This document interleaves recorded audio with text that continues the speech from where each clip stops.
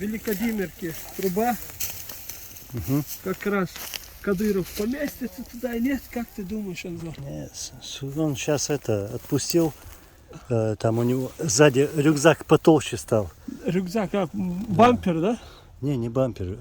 Рюкзачок? Рюкзак сзади. Ага. Рюкзак. Рюкзак. Рюкзачок маленький бывает, а у него рюкзак. Поместится он там. Конечно, сюда поместится. Да. Если кто не понял прикола, был один бой, где Кадырова настигли наши бойцы дома в Чечне.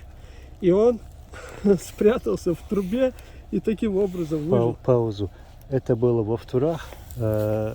И они услышали стрельбу, но эта стрельба была не по ним. Они разбежались.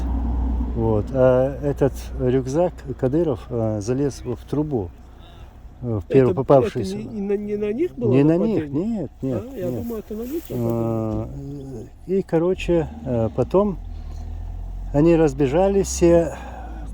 После, когда уже стрельба утихла, они сели в машину и уехали.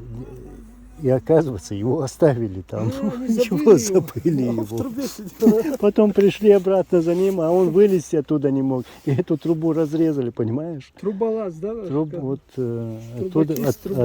Оттуда и пошло все это, труболаз. Кадыров труболаз. Но я уверен, что уже стреляет по нам. Я уверен, что сейчас он в эту трубу не залезет.